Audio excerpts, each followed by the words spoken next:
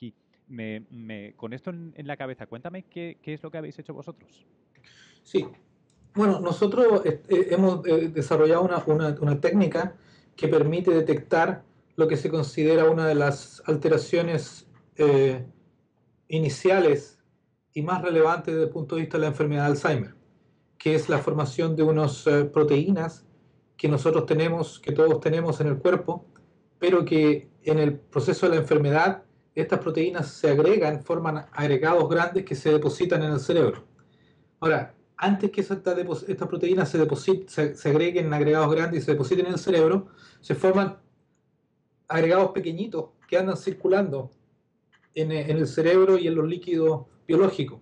Ujú. Y esos se supone que son más tóxicos que los agregados que se depositan en el cerebro. O sea, lo que nosotros hemos hecho es desarrollar una técnica que permite detectar estos agregados pequeñitos, estas partículas que se están moviendo y que son tóxicas para las neuronas en el cerebro. Ujú. Em, eh, ¿Esto lo habéis ensayado dónde? ¿Qué modelo habéis usado? Esto lo hicimos en muestras humanas, en pacientes, inicialmente el trabajo que está publicado ahora es en el líquido cefalorraquídeo, que es el líquido que circula en el cerebro, ¿cierto? Y que tiene directo contacto con el cerebro. Eh, en el futuro, el plan es expandir esta tecnología para poder detectar en sangre, que sería un líquido biológico mucho más fácil de obtener, ¿no? Ujú. ¿Cuán sensible es esta técnica? Claro, la ventaja de esta técnica es que permite amplificar el proceso que ocurre normalmente durante la enfermedad. Es un poquito similar en algunas palabras al PCR, ¿no? Al Polymerase Chain Reaction, que amplifica cantidades pequeñas de DNA para poder detectarlo masivamente. Como esto no tiene DNA, sino que son proteínas, lo que nosotros hicimos una técnica que le llamamos Protein Misfolding Cyclic Amplification, que es análoga al PCR, pero que amplifica estas proteínas utilizando la capacidad que tienen estas proteínas de autoagregarse. Lo que ocurre normalmente en el proceso, te decía que una proteína que nosotros tenemos es la que cambia, se empieza a agregar y finalmente termina con grandes depósitos de estas placas que encontramos en el cerebro. Este proceso sigue un fenómeno que le llamamos dependiente de la nucleación. Entonces se forman primero núcleos pequeñitos, que son estas partículas pequeñas, que luego adquieren más y más moléculas de la proteína y se forman estos agregados grandes. Entonces ese proceso nosotros lo podemos hacer en forma cíclica para detectar cantidades pequeñitas de estas semillas, de estos núcleos que se forman al iniciar el proceso de la enfermedad. Ujú. Mm, ¿Te sirve la metáfora o la imagen del zombie o del vampiro, la idea de que tienes este primero que infecta a uno y ahora tienes dos y esos dos, cuatro? Exacto, es un proceso exponencial, ¿ya? Entonces, eso es justamente lo que nosotros hacemos. Utilizamos el núcleo que está, o los pocos núcleos que están en el líquido cefalorraquídeo o en la sangre, y eso lo amplificamos a expensas de la proteína normal y en una manera exponencial. Entonces, en teoría, la sensibilidad de esto es muy alta. Eh, en la práctica, en lo que reportamos en, la, en el trabajo que estamos publicando esta semana, nos permite alrededor de unas 100 a 1000 veces de amplificación en este momento, pero pensamos que el potencial es mucho mayor. ¿Por qué te digo esto? Porque anteriormente utilizamos esta misma técnica, la Protein Misfolding Cyclic Amplification o PMSA, la utilizamos para detectar priones Ujú. en líquidos biológicos de humanos y de animales afectados por esta enfermedad. La enfermedad de los priones es otra enfermedad neurodegenerativa, quizás lo han escuchado como la vaca loca y otras enfermedades. Es otra enfermedad neurodegenerativa que tiene muchas similitudes con el Alzheimer. Ahí también hay una proteína que cambia su forma, se empieza a agregar y se deposita en el cerebro y causa muerte de neuronas. Entonces, son proteínas diferentes, pero el proceso es muy similar. Ujú.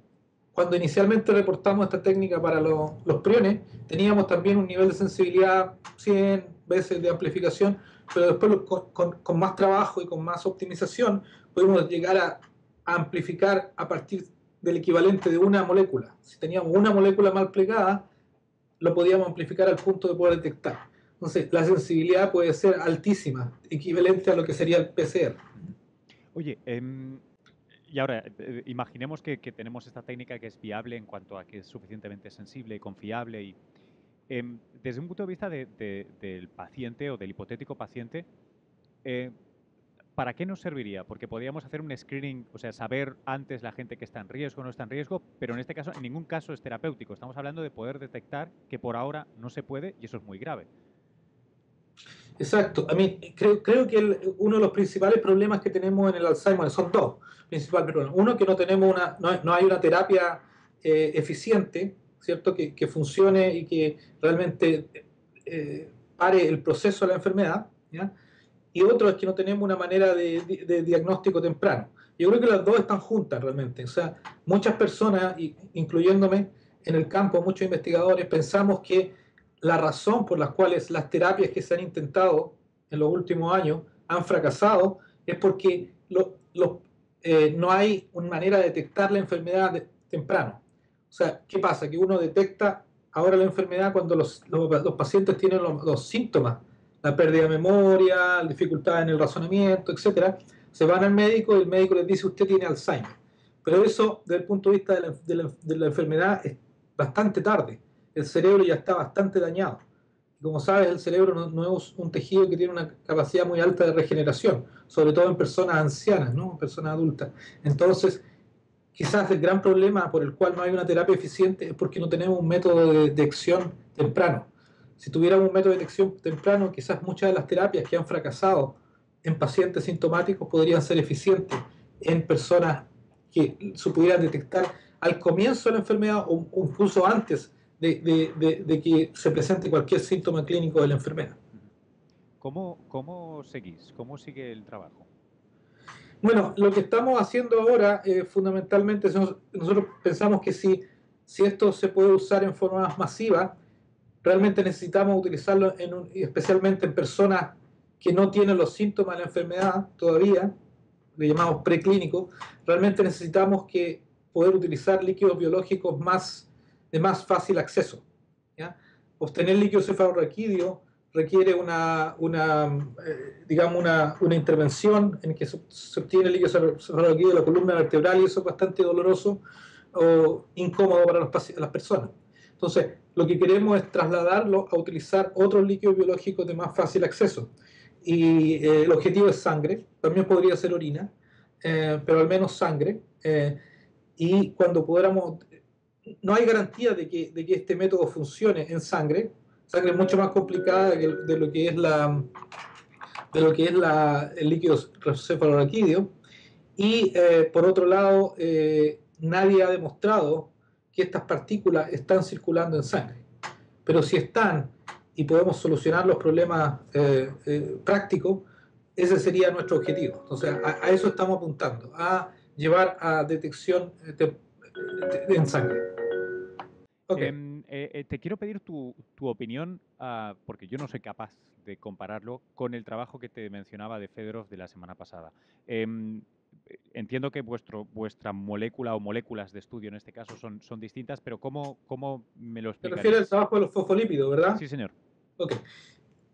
Son trabajos completamente diferentes con una intención similar, ¿ya? La intención es obtener un método diagnóstico temprano en bioquímico, en líquidos biológicos, ¿verdad?